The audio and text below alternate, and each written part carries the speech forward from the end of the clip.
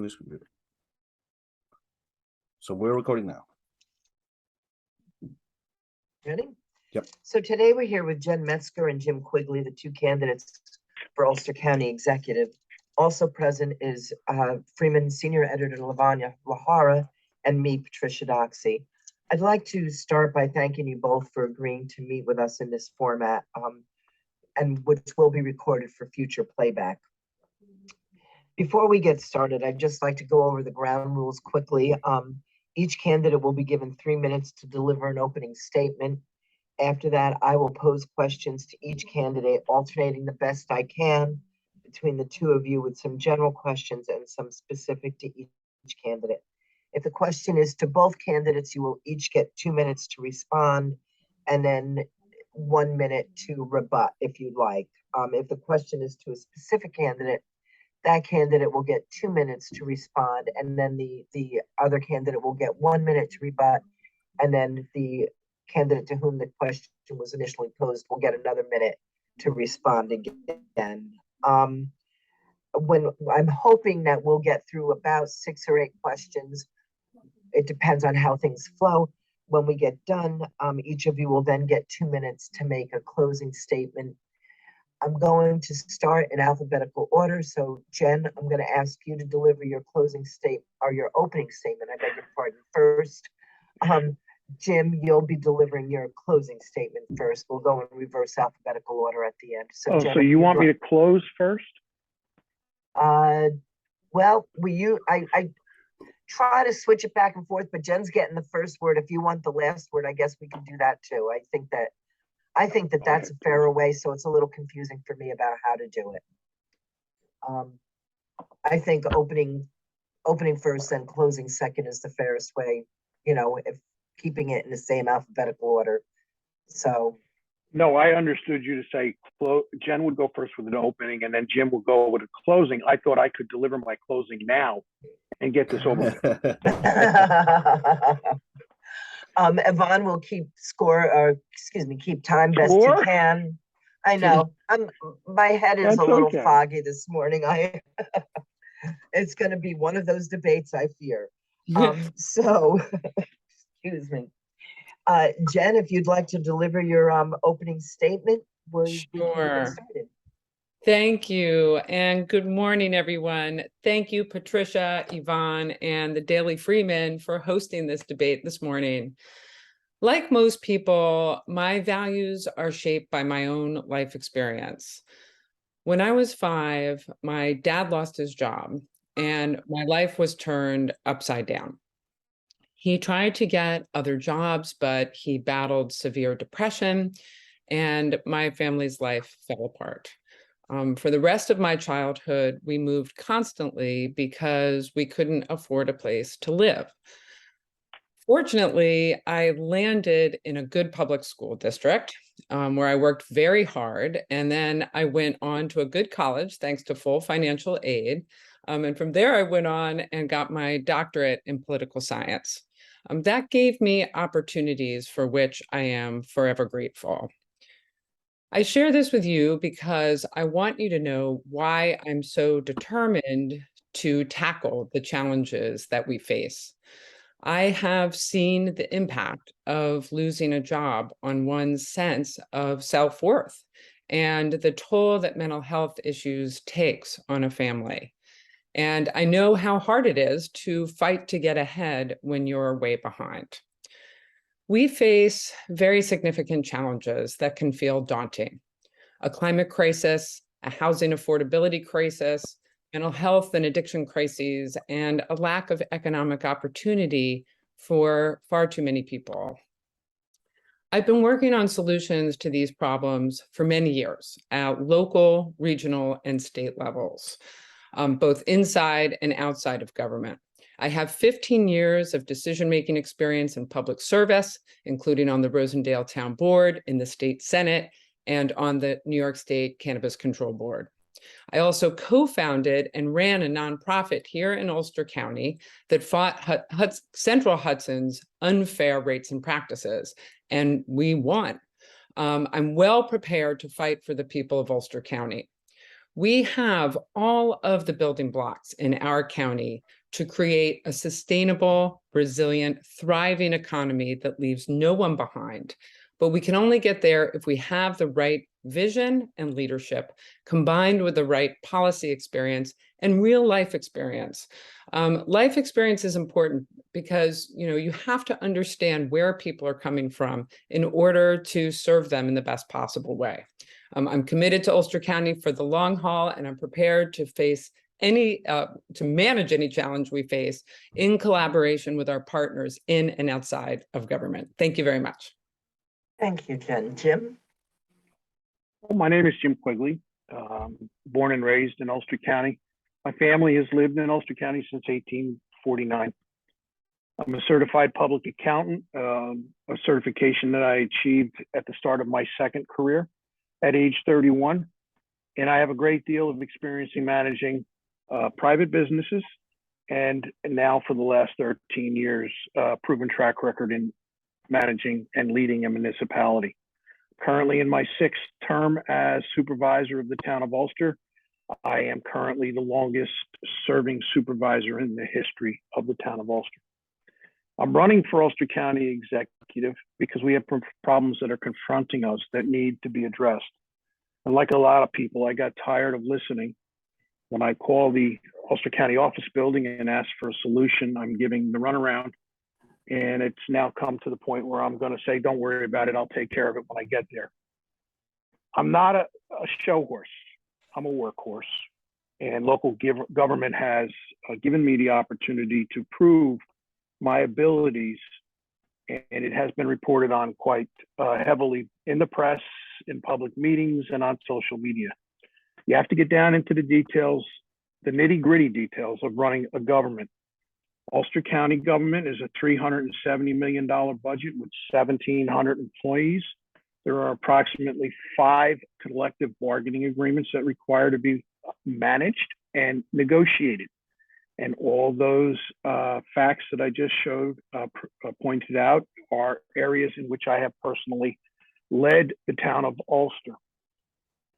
Local government at the town level is the closest level to the constituents and the first line of service providing. It is the level of government that is the most accessible. It is the level of government where people express their concerns very clearly and immediately. And it is one that is the most measurable as to its ability to provide services. I encourage every listener to research me and my opponent. And if you'll find out that my opponent has a record of good intentions, but limited accomplishments in government. My record is different. I have taken on some contentious issues, and during those processes, we have modified our positions, coming out with a compatible solution that was acceptable to all those involved. As to working with the Ulster County government, I have a track record of working with both the legislature and the executive's office, and I have spent the last 13 years very active in the Ulster County Supervisors Association, with the last 5 being president of the organization. So with that, I take the next question. And that next question actually goes to you, Jim, first. The county executive has introduced a budget that increases spending, cuts property taxes, and calls for the creation of 42 new jobs. Those new jobs come on top of the roughly 2 dozen created in the 2022 budget. Understanding that in the midst of the pandemic, the county did offer an aggressive early retirement incentive program, how do you feel about the creation of those new jobs in county government? And do you support this budget that you will inherit if elected? Tricia, as you know, the complete budget document is a very voluminous document, and I have not had a chance to go through the entire document. In my first year as town supervisor, I inherited a budget that was developed by my predecessor. It is the only budget in 13 years where the town ran at a deficit. I am proud to say that over my tenure as town supervisor, I have not cut jobs, I have not cut services.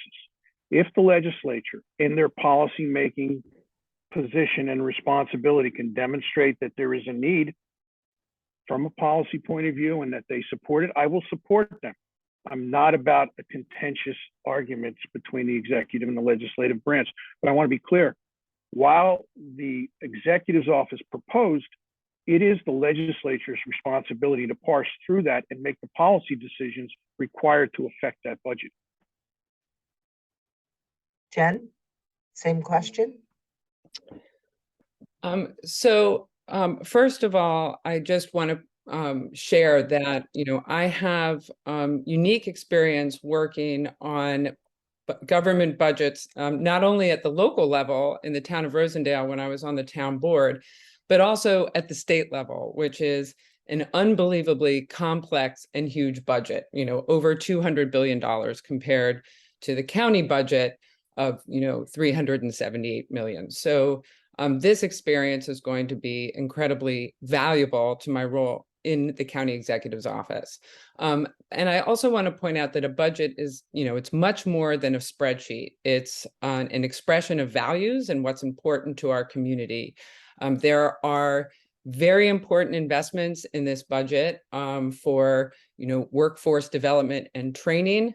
This is, of course, incredibly important to the local economy for addressing mental health and substance use disorder, for giving our sheriff's department the resources that our sheriff's department needs to, protect public safety and also, carry out the innovative work that our sheriff's department is doing in holistically addressing, substance use disorder, making sure that people are getting into substance use disorder programs, getting the mental health services they need, which is really the long-term solution so that our police, our sheriff's deputies can focus on law enforcement and address these low-level offenders in a holistic way. So there are lots of really important priorities that are covered in this budget. And again, this, as my opponent pointed out, this work is being done kind of independently, from from this election. But I look forward to working with the legislature. I just want to point out that fiscal responsibility is absolutely key. When I was in the state Senate, I supported the property tax cap, and I support the reduction in property taxes that is being proposed in this budget. People are struggling right now. My opponent raised property taxes every year for many years in a row, including during a pandemic when few other local governments were willing to do that because people were struggling. Jim, I'll give you a minute to respond to that since Jim went a little bit over. I believe that, in context, when I came into the town, we had $285,000 in fund balance in the general fund that was essentially borrowed. We were in a bankrupt position.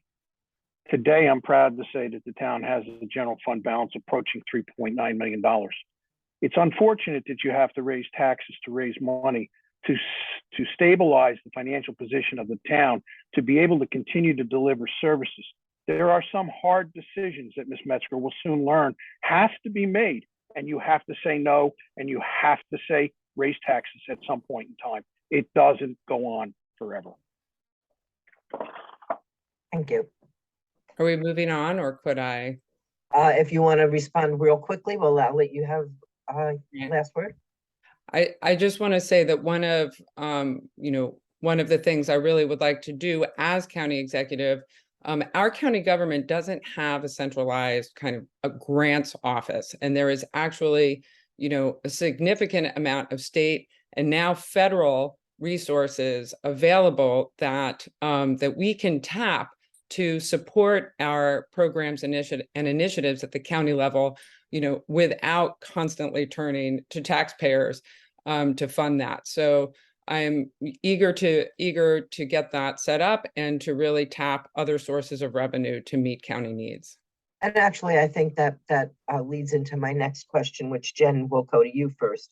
The middle class has taken quite a beating lately as a result of inflation, rising gas costs, which, by the way, will rise again in December when the gas tax holiday expires, and most significantly, rising energy costs.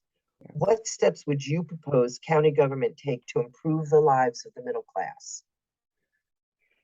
So, first of all, everyone is just really struggling to make ends meet right now under, these extremely high costs, and that it's across the board. Among the highest costs, or like the biggest chunk of people's income right now is, really is going to, housing, property taxes, utilities, and these are areas that I would really focus on as county executive. I mean, it's debilitating when you open up a Central Hudson bill and there's been a huge billing fiasco that because of Central Hudson's mismanagement of billing, people are opening up bills that are $1,200 and wondering how they're going to keep the lights on. But just to start with housing, I touched on property taxes before. They are regressive in rural communities like ours because people own their homes, but they are working people, seniors living on fixed incomes, and they really cannot, they're just being crushed under that burden, which is why I'm very supportive of the proposal to reduce the county share, although that's a very small share of everyone's overall property tax burden. But we also have to, focus on Central Hudson. It's crushing residents and businesses. As I mentioned, I co-founded and led a nonprofit that fought unfair utility rates and practices. And I see a huge opportunity to leverage the county's authority in rate cases to fight these unfair practices that are just overburdening people. And I have the experience to do that, to fight that fight. But another initiative I would like to do is create an energy services office within the county to directly help residents and businesses lower their own energy costs through existing programs and assistance. Jim? I believe that efficient operations of the government of the County of Ulster will produce the most beneficial returns to the taxpayers. And I want to give you a perfect example. In March of 2021, Ulster County Purchasing went out to purchase the rock salt, road salt requirements for the 2022-2023 winter season. The bids came in at $100 per ton. They were currently purchasing salt, as were most of the municipalities, at $55 a ton. My highway superintendent came to me within an hour of the bid opening and described to me what was going on. I immediately authorized the purchases of an additional 1,150 tons of salt, saving the town of Ulster $55,000 in next year's expenditures. Now, my question is, what did the Ulster County do? This morning, my police chief walked into me because last Thursday night we authorized the purchases of an additional police car and told me that the dealer just told him the price of the police car is going up $4,000 next year, and we need one more car to fill out our purchase requirements for next year. Well, I authorized the purchase of that car this morning, saving the taxpayers an additional $4,000. We have so many opportunities throughout our collective governmental organizations in this county for efficiencies.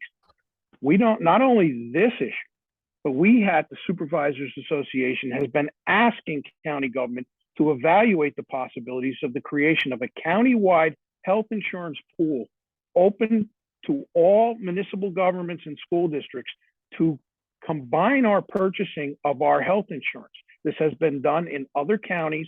It has led to savings in other counties. So clearly, a much different focus on how I would achieve my goals versus how my opponent would achieve her goals. As a follow-up to that question, I want to ask specifically, about the gas holiday. That gas holiday, that gas tax holiday is slated now to expire in December. the legislature has a resolution that would extend it through June, that will be brought to the floor in October through a mechanism known as a petition to discharge. If the legislature passes that, would you support the extension of that gas tax in light of the fact that gas prices seem to be rising again? I would sign that bill. You would. Jen? I would have to see where gas prices are going at that time to make that decision. And again, I would focus on, the approach should be on those costs that are most impacting our residents and businesses at the time.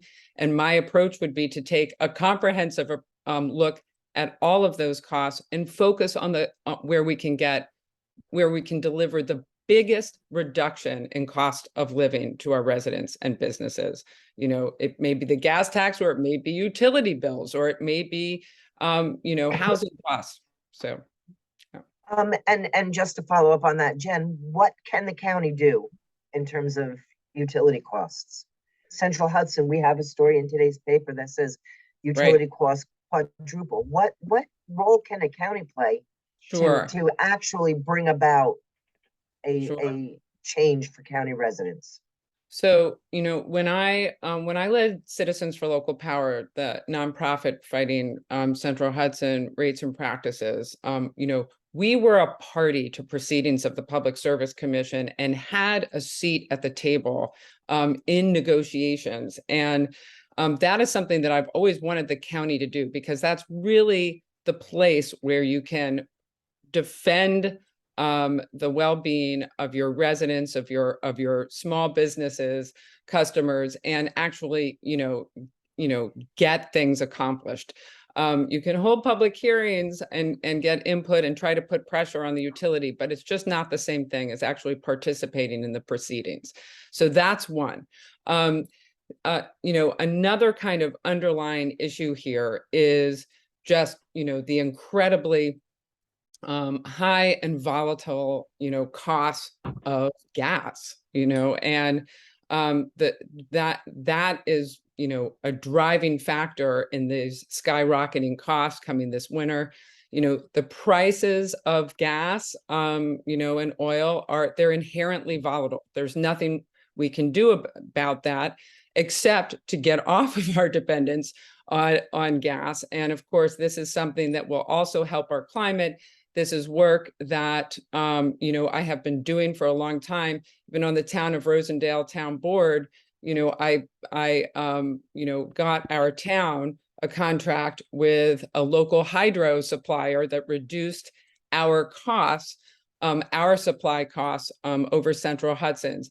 But, we can help our residents and our businesses reduce their reliance on Central Hudson and their reliance on those costs by making energy efficient investments in their businesses, and by supporting projects that move us forward in getting off of gas and oil and creating real energy independence and real energy security by generating our own.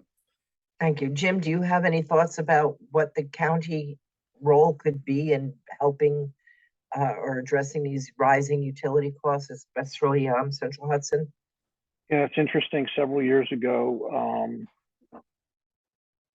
concept of community choice aggregation was put forth, and the town of Ulster was one of the first towns in the county to adopt laws authorizing the implementation of a CCA program. We chose not to do it because of some economic problems that we foresaw. Several towns went and executed a CCA aggregating 20,000 customers together, and the vendor that they chose to provide the electric under that recently extracted themselves from the contract because it was a greater economic gain for them to sell that contract in the current market than it was to continue. And these 20,000 customers were dumped back onto Central Hudson. This is a travesty, but this goes to show you that there should be some oversight from the county in consultation with the towns as they move down this road so it doesn't repeat itself. Thank you. I'd like to move on now. Jim, this question is to you. Recently, we've seen gun violence escalate in the county, and especially in the city of Kingston. What can the county executive do in terms of policy or efforts to address those issues of rising gun violence and violent crime? Well, first of all, Patricia, my view is the county executive doesn't make policy, it administers the policy that the legislature establishes. That's clearly set forth in the charter. I believe that gun buyback programs work well, and I would continue to ask the legislature to participate in them and fund them. I would encourage the sheriff's department to continue to enforce the laws as it relates to guns. And, you know, I'm living in a little bit of a world where in the town of Ulster, we don't have the level of gun violence. Our police department has never fired their service weapons in the line of duty since we've had a police department. But we do have our share of arrests where we confiscate guns, and so continued law enforcement, and that would come with funding from the an advocation from the county executive's office for funding to the sheriff's department to enforce the laws. Thank you, Jen. So, you know, people need to feel safe. I know how destabilizing it is not to feel safe. People have to feel safe in their homes, in their neighborhoods, in their communities.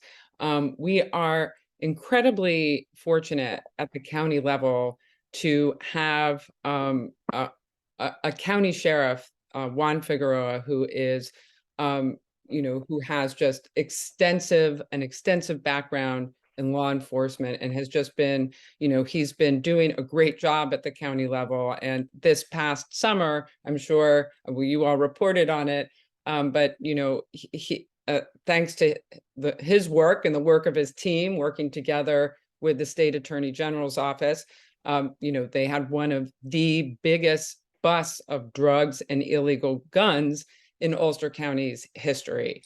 I have a great working relationship with Sheriff Figueroa, you know, stemming from my time in the state Senate. And, you know, he's endorsed my candidacy for this race because he knows that I will be a partner with him and support his work, including, you know, the really innovative work that I mentioned earlier in taking a broader approach to, you know, to his work. As he always says, you can't arrest your way out of the addiction crisis, right? We have to work to get people into the broader services they need that will cut down on crime, especially these lower level offenses, and allow law enforcement to focus on, you know, the serious crimes that they're trained to do. So I will continue to support, and I would in that position continue to support our sheriff's department in that work. Okay, thank you. Excuse me. I beg your pardon. I'm going to move on to the topic of housing now. The administration has initiated a number of efforts to create affordable housing and supportive housing, primarily in Kingston and its surroundings, including the town of Ulster. What do you see? What would a Metzger administration bring to the need for affordable housing, especially in those towns that are outside of the core Ulster sort of Kingston area? Yes, so thank you for that question, Patricia. And housing affordability is a top priority of mine because we are truly in an emergency state in Ulster County. I mean, I know, you know, I understand the stress of, you know, worrying about, you know, whether you're going to be able to keep a roof over your head, find an affordable place to live. And right now, there is just no affordable places for working families to live, for our seniors living on fixed incomes to live. So, you know, the Pat Ryan administration rightly prioritized these issues. I entirely supported all of, you know, the projects that that administration, in concert with the legislature as partners, were able to carry out.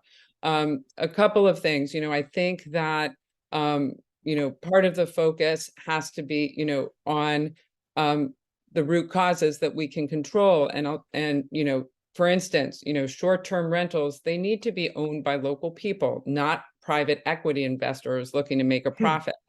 But we also have to continue expanding supply. The legislature has in the process of creating a land bank. They actually appointed me to serve on that land bank, but this creates an opportunity to really put, foreclosed properties that come into the county's possession to work. We can and should assess those properties, identify the ones that are most appropriate for affordable housing, and get that housing built. And again, this is housing for working families and seniors that are finding it impossible to live here. Jen? The town of Ulster received an application from a developer in 2013 to build a 162-unit senior complex. And it was sited on a 57-acre parcel of land that had formerly been identified as a single-family townhouse project that faced environmental problems with the use of the land, archaeological problems with the artifacts that were on the site, and the neighborhood that was basically up in arms over the intensity of the proposed single-family townhouse development. When the developer came to me, I had to be very clear with him that we needed to make changes to the project. And as town supervisor, I went door to door. I was the face at the public meetings, dealing with the individuals, addressing their individual concerns as to how would this 162-unit project fit in, regardless of the community that you go to, whether it is the city of Kingston with a Rupco project on Flatbush Avenue, or Gardner, or New Paltz, Woodstock. You're going to face local opposition from the adjacent property owners who have real concerns as to how this project will affect their neighborhood and their investment in their houses. I have a demonstrated track record of having done this by promoting this project, which was a joint venture between the private developer and Gateway Industries for both workforce, for Gateway's employees, and for seniors. We turn around and we go to homeless housing. We've just approved in the town of Ulster an 81-unit project for Rupco with support from Ulster County through the use of ARPA aid, but we led the fight to get this project in place. The town of Ulster currently has a greater percentage of its housing stock as subsidized seniors than any other community in the county. But I want to go to the housing initiative plan that was developed by Ulster County. It was done without consultation to the towns. I've talked to many supervisors who have projects that are capable of being delivered, but cannot be delivered for various reasons. Case in point, supervisor and I had a conversation the other day. A local developer came to him, wanted to build 55 units on a small parcel. They needed zoning bonuses, additional density. The town planning board granted it. They then went and asked, after they finished the entire planning board, if there was additional financial assistance for the cost overruns related to a sewer system. The supervisor went to the county. The county said, I'm sorry, we can't do anything, but would you join our housing committee? The point is, real estate development, and particularly real estate development for affordable housing, needs infrastructure. It needs water and sewer to be functional. I have a follow-up question because, Jen, you brought up short-term rentals, and that has been identified as one of the sources of like not having enough housing stock in the region. Like every town has basically it's a hodgepodge of laws like surrounding all the towns about what they're going to do. You're suggesting that short-term rentals should be regulated in a way that only homeowners who live there should be able to do that. It's like how would you, as a county executive, what would you suggest to regulate short-term rentals? Right. So first, I just want if I could just respond to some of my opponent's comments, and then I'm happy to take that subject. Sure. There was just an article in your paper today. The new owner of the former Tech City site, is proposing to build 500 units of housing on the site, which is fantastic. We want to make that former Tech City site a real hub for cutting edge industries, but it has to be, that it is important that that housing be affordable to the workforce that can, take those local jobs, and we want those jobs to be local. My opponent has, just basically given it over to the developer to decide, how that housing should be priced, rather than using his authority to really try to get, the housing at, a cost that our working families can actually afford. In terms of short-term rentals, this is going to be, we're going to have to work both with our local communities and, as you mentioned, different towns have been addressing short-term rentals in different ways, and they face different, circumstances. It's in some respects, it's just not a one size fits all. But, I think that we can all agree that houses are meant to be owned by people and, not by corporations, not by LLCs looking to make a profit. And that is definitely, it's a national trend. And we want to make sure that this is not, this is something that gets reined in Ulster County, because we need every house we can for our people.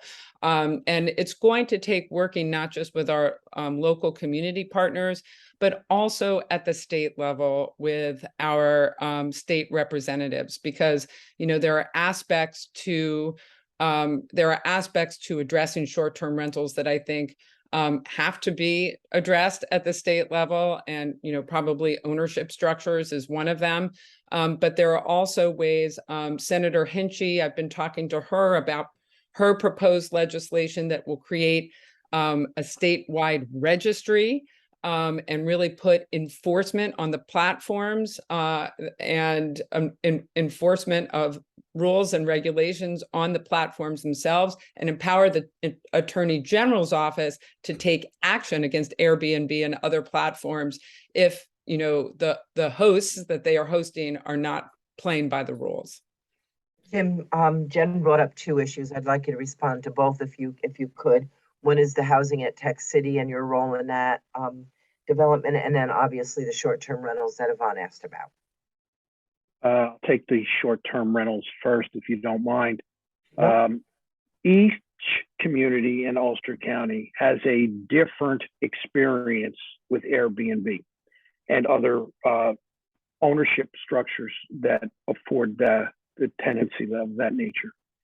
It is driven by the attractiveness of each town. I believe that it's each town's responsibility to implement the regulations that they believe are appropriate for their level. In the town of Ulster, we have not had any complaints about Airbnbs. We have very few Airbnbs. So it's not something that is here. Now, as to my opponent's statement about LLCs owning Airbnbs, they're not illegal. They could be a single member LLC formed merely for liability purposes. Don't construe the form of ownership with whether it's owned by an investment consortium. That's a caution. Now, as to Tech City, the town of Ulster has some properties that have been abandoned, and they were used by IBM years and years and years ago. The developer from New Jersey came in and bought one of those buildings. He completely gutted it with the intention of moving his business, employing 225 people, to the community. He came to me recently. He said, I can't find the labor. The bottom line is you can't find the labor because you can't afford to live here. So when Joe Cotter came to me the other day and said, I have these prospects for 1 million square feet of commercial development, and they're going to require X number of employees, I said to him, let's build the housing first to support the employee needs of the businesses that are going to move here.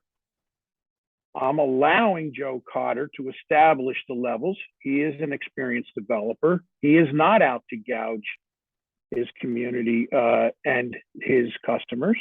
He understands that in order to realize value from that 1 million square feet of development, he's going to have to provide some services, namely housing, so that the prospective tenants that go into those buildings will have employees to be able to manufacture or distribute their products, because the whole equation doesn't work without each piece making its own contribution. Thank you. Moving on to my next topic, that's the opioid crisis that we're all experiencing. Opioid deaths are again up dramatically in Ulster County. What role can the county play in combating these opioid deaths? And what more should the county be doing? And I think this question goes to Jim first. Yes. Thank you. First and foremost, Sheriff's Department has a program called Oracle, which is being productive and is addressing the issue at their level. But in my opponent's comments about Sheriff Figueroa, she, I think, is not lending sufficient credibility to the 13 other police departments that are in this county that provide services and contributions to the urgent drug task force. Now, the town of Ulster does not belong to the drug task force. We are in our own arrangement with the city of Kingston. Because of the synergies that our two police departments fulfill, we are highly effective in policing our local streets. The problem is the drugs are coming in from outside the community. That's the one issue that needs to be addressed. So it's a two-pronged situation. Address the supply and address the addiction through the mental health and treatment facilities. Jen? The opioid crisis has been devastating here in Ulster County. You know, we have all been affected or know someone who has lost a loved one, a colleague, or a school friend. And, you know, the overdoses just shot up during the pandemic, you know, because of the impacts of social isolation, because of the impacts on mental health, the stress. You know, we also have just too much incredibly dangerous and deadly fentanyl on the streets that's killing people. I mean, you have to, you know, administer, you know, several rounds of Narcan when this is, you know, when somebody has OD'd on fentanyl, and even then, sadly, it doesn't always work. There's no one solution. It's a multi-pronged approach. You know, we need more sources in terms of beds for treatment and mental health services. This is a priority area of mine. And, you know, the Crisis Stabilization Center that's been, going to be created is going to be huge, but we also have to make sure that we're reaching all of the county, places like Ellenville, you know, Saugerties, other parts of the county. We can't arrest our way out of it. Our sheriff, working with County Department of Health and others, you know, with his award-winning approach through the Oracle program, is getting people the services they need, freeing up law enforcement to do their other work. And local police departments are important partners. The question before that was asked of me was, what can the county do? But I know that our sheriff works closely with our local police departments as well. But we also have to do a lot more to break the stigma of addiction. We have to recognize it for what it is. It's a disease that needs treatment, so that more people suffering from it seek the treatment they need. And this is about public education. This is about, being really proactive and engaging in an information campaign to, counter misinformation about it. And finally, we have to get as many people as possible trained to use Narcan, from the local bartender to the school librarian, because it's ultimately what most immediately saves lives. I've gotten the training, and I urge everyone else to get the training. It's important to have. Tim, do you want to follow up on that, or should we move on? Move on, please. So then, actually, mental health was my next topic. Mental health seems to go hand in hand with the opioid crisis. Recently we learned that the county is getting some mental health beds back after a long fought battle with Health Alliance. The Crisis Stabilization Center is on track to happen. What more can or should the county be doing in the area of mental health to address the needs of the community? And that, well, first of all, the mental health beds, to my understanding, are still subject to regulatory approval. And I also understand that a part of the deal to have the beds restored include a payment by Ulster County to the hospital system. So I don't think it's Westchester Medical being generous in restoring the beds. I think it's an economic transaction. I'm a little disappointed that with Westchester Medical receiving tens of millions of dollars in state support, that there wasn't more pressure put on them by the state leaders to deliver these beds back to Ulster County. But nonetheless, they are coming. I would hope that they get here sooner rather than later. As the supervisor of a small town with a police department, it's clear to me we have an issue with mental health on the street level. We have the Rhinecliff Bridge in the town of Ulster, and it is a quite active place for emergency calls relating to suicides and attempted suicides. And normally it's the citizens who come to the aid of the person that's attempting to commit suicide first, usually followed up by the emergency responders, the police from either side of the river. I'm concerned about the mental health aspect on my police department in the roles that they're being asked to serve in delivering that type of service, okay? In the town of Ulster, as a result of our EO 203 exercise, we have brought a clinician in who frequently is in the station house at shift changes and talks to our police department to make sure our officers are, I guess, have a place to vent is the best way to put it. I've heard so many stories of my officers showing up at a domestic dispute. We've called mobile mental health. They can't be here for 45 minutes. It's very clear we have a shortage of clinicians. I want to commend Mayor Noble for, I understand they're in the process of putting an ambulance, obtaining an ambulance for the city of Kingston, where they're going to staff it with an EMT and a clinician and focus on mental health calls. But there are so many calls that we have where the clinicians are not available at the point in time of need, and that causes problems. Thank you. So just to follow up, you support adding more clinicians at the county level to supplement what's already existing? We need to find the clinicians first, and I would support adding more clinicians. But I also want to see a plan that addresses the delivery of the service. Because as I said, there's been too many times when we've called for service and have been told there is a delay for this or that reason. And a lot of times these situations heighten based upon a word, a facial expression, a body movement between the parties. And the situation could spin out of control in a matter of seconds. It's important we get the clinician to the point of need as soon as possible.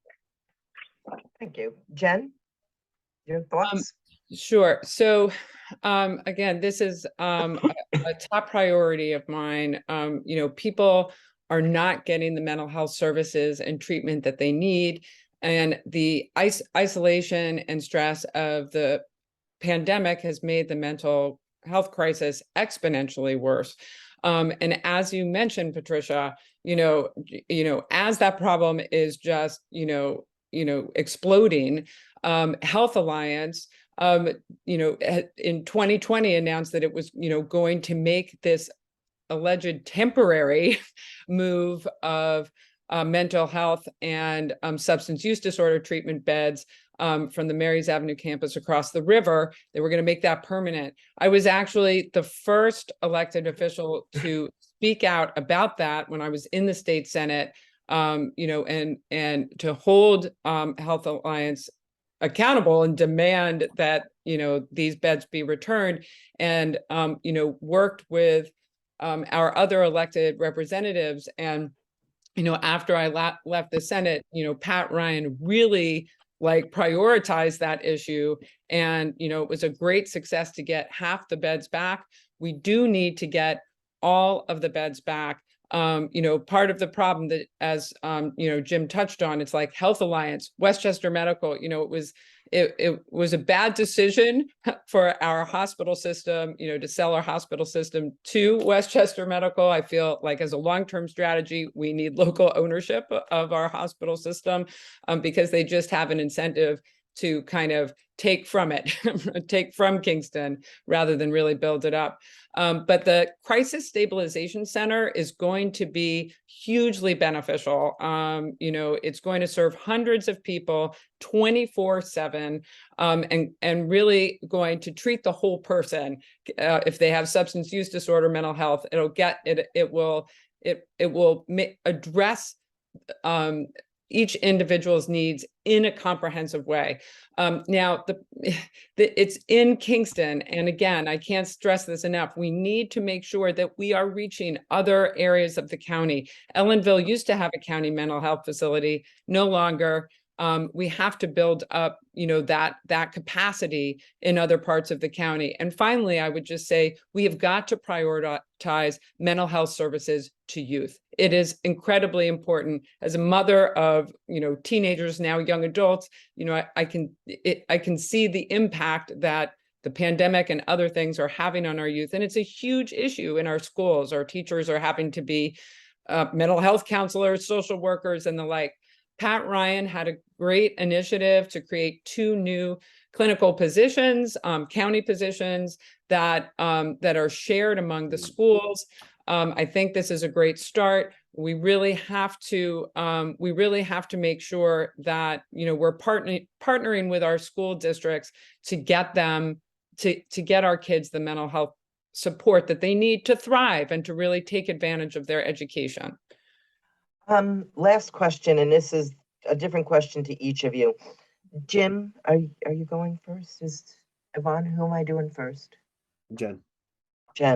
Jen, you have no executive experience. You were a member of the town board in Rosendale. You were a member of a state senate, but you have no executive experience. What makes you think you can be the county executive of a county that has 178,000 people and is the geographic size of Rhode Island in these incredibly challenging times? So first of all, I would take issue with your characterization, because I do have executive experience, and in fact, built up from scratch and led a very effective nonprofit here in Ulster County. I also oversaw and managed. When people think of a senator, they think of them legislating on the chamber floor. But, I had a large staff that I managed over 4 counties, rural counties, 2,400 square miles during the first year of the pandemic. And my work was entirely focused on crisis management and connecting our people with the services they needed. And this is an executive management experience. And right now, in my position on the State Cannabis Control Board, it's a small board that we are actually creating the first new government agency in 50 years. We've hired over 100 people, on our way to over 200 people, and are overseeing a very complex operation in a new industry statewide. So I do have the experience, and I actually have incredibly valuable experience, not just at the local level, not just in one town, but at the state level, and know how to leverage. I just have a great understanding of the state government landscape, federal government landscape, and how to leverage those resources to support what we need to get done in Ulster County. My leadership style, my approach to governance is, it's different. I'd say, it's a different style from my opponent. I, pride myself on my ability to work with others, to be a good listener, and to really enable the best ideas to rise to the top. It's a big staff. We have an excellent, there are many excellent employees working at the county level. And they have, the insights and the experience, and to really capitalize on that and make sure that we are enabling those good ideas to rise to the top. And I have a lot of experience working with many of our county departments, from the Department of Health, Veteran Services, Sheriff's Department, the legislature, just through my many years of experience in state government, as well as the local level. We have to move on. Thanks. Yep. Thank you. Jim, to you, we've reported instances where there have been issues, you've lost your temper, and had some conflicts. What makes you think you have the temperament to be able to deal with 23 legislators and so many department heads in a county at these challenging times? First of all, the incidents you're referring to are few and far between, but they have each been a learning experience. And I have sought therapy periodically to handle the stress that has caused those eruptions. And we built on the negative experiences, the negative PR that were generated from them, and we come back stronger. I want to stress that throughout my career, I've made a lot of mistakes. I made mistakes in investing. I made personal. Every one of those lessons provided a more valuable education to me than all the successes that I've had added up together. So I have made my share of mistakes. I have had my share of arguments. Many of the arguments that have taken place at the county office building have never reached your ears, but they've reached mine. So my behavior, not much different than a lot of other people, except that it got reported in the Freeman. Can I make a comment? Yeah, real quickly, I'll let you go back and forth, but we are at 11:28, and I do want to give time for closing statements. So you can have 1 minute. I'll give Jim 1 minute, and then we have to move on. Yeah, I would So just please say, keep it at 1. okay, I would just say that, character really matters. And, my opponent has taken $18,000 in contributions from the owners of a company that, has asked for an over $1 million tax break. I mean, that's the kind of pay to play politics that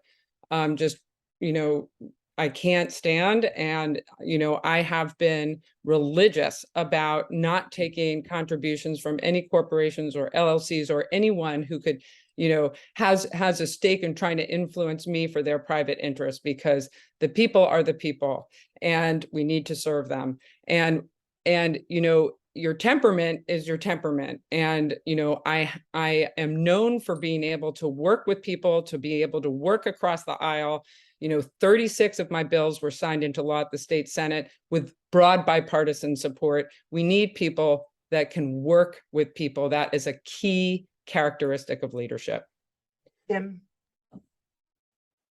The tax breaks that Ms. Metzger referred to were granted by the Ulster County Industrial Development Agency, a process that the town of Ulster had nothing to do with. Okay.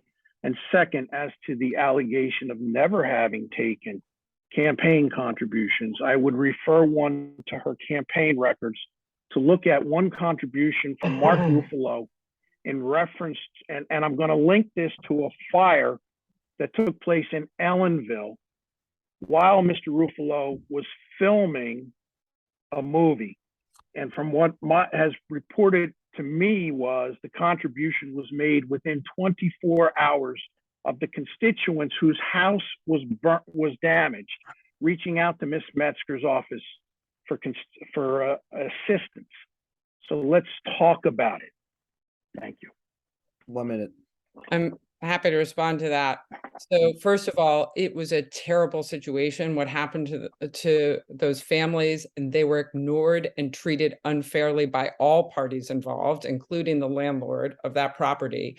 I was, I think, the only elected official to even take the time to visit them, and my office spent dozens of hours working with agencies to help them. We worked more in that case than any other case. And that accusation is absolutely baseless. So I'll just leave it at that. Okay, we are actually 1 minute over, and I did promise you each 2 minutes to close. So I'm gonna ask you to deliver your closing statements. We started with you, Jen. So if we go in reverse alphabetical order, we start with you, Jim, to deliver your closing statement first. Thank you very much. After losing the county comptroller's race in 2018, I had the opportunity to sit down with Senator John Bonasek, where I asked him what the view of the playing field was. His response was, Jimmy, you have a very clear personal choice. You can either be an executive or you can be a legislator. What fits your personal style and temperament? You can't be both. I made the choice to run for Town of Ulster Supervisor in 2009. I have been here for 13 years. I have been reelected, unopposed, and cross-endorsed over those 13 years. I'm not running on the record of my predecessor. I'm running on my record, warts and all. And one thing I will say, if I make a mistake, I own it and we learn from it and we move on.